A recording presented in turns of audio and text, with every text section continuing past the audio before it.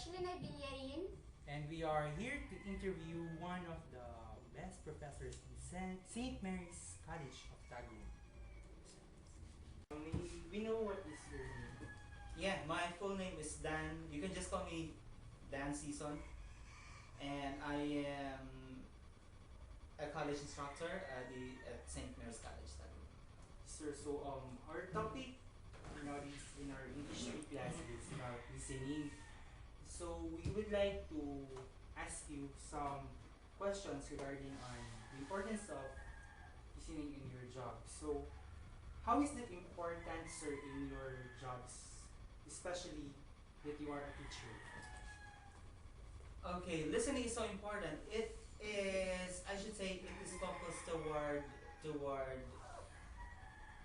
executing instructions, especially coming from your head, because the head would give you lots of instructions to do this, to do that inside the classroom, especially in classroom management. So there would be lots of instruction that your supervisor may give to you. So in order to execute all the instructions well, then you need to be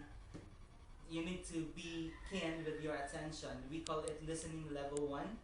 That means to say, if you say listening level 1, you don't need to say, what is it again, ma'am? Or what is it again, sir? Can you repeat the sir? Pardon? You don't say those words, but once you have the listening level 1, then that is to say, whatever is given to you as an instruction, then you do it right away without asking any questions that would tell that you haven't heard, for example, a single word or a single sentence.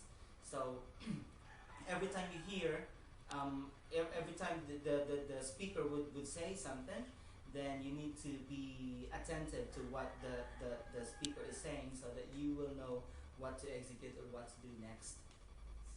Another question, sir, is what are the kinds of problems that results from poor listening in your job? Problems would be like you won't be going into agreement with each other. One is what you call misunderstanding. Okay, so that means to say your supervisor may be in one page and you are understanding it on a different page. Do you know what I mean? Like you don't agree with each other. That means to say your supervisor mean one thing and you mean it a different thing. So that means to say you are in contradictory with each other. So that would be one of the things that may arise if if a person does not listen well. How about in terms of your studenthood? What listening to your students? The same thing. Like I will be giving them instructions and then they cannot just simply follow because they are attending to something else like cell phones.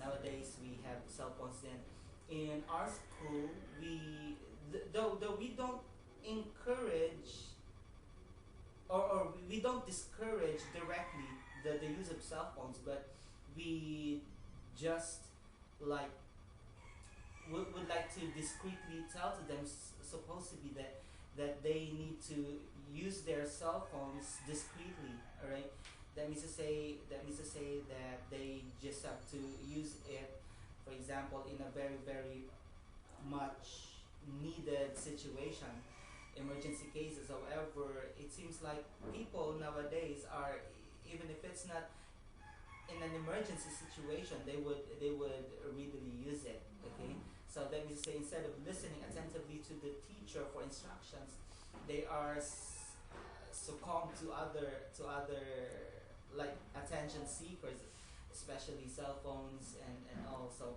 that's one thing. So I should say that whenever a teacher would say something, then the students should have like the listening level 1 as well. That's one thing that I am telling the students to practice, so that once they embark into their professional life, then they would have that kind of discipline as well, that once their like the head would say something to them, then they will know The ways, sir, that you can overcome your problems? Okay, let me start it off with students would most likely have this kind of tendency to deviate from instruction. That means to say they don't listen well.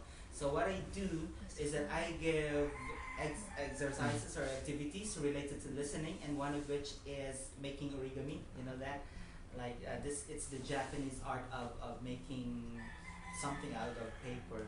Okay, so it would start from instruction one up to series of instructions until they finally create a, let's say, a creation out from a piece of paper, right? So those are all bunch of instructions. Now in my case, as a teacher, especially if I talk to my supervisor, I listen attentively, and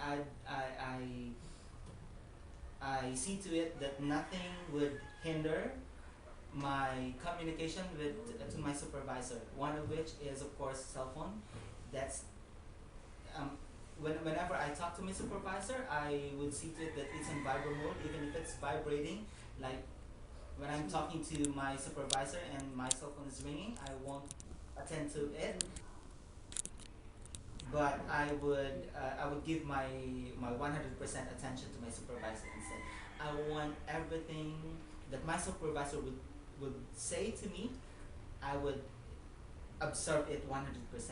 I would like to make our conversation like having a time quality conversation, because I do seldom talk with my supervisor, especially on serious and special matters. So I would give my 100 attention to my supervisor. So that's one thing that I am doing, and I should say that is the best thing that I can do to continue making a 100% contact with my supervisor. And of course, the listening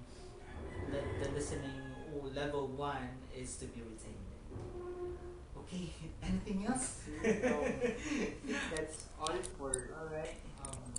we are about to ask, sir. Thank you Yeah, so and much. I hope that my answers are all substantial for you to pass English 3. My goodness. Thank you so much for your All time, right. sir. You're welcome.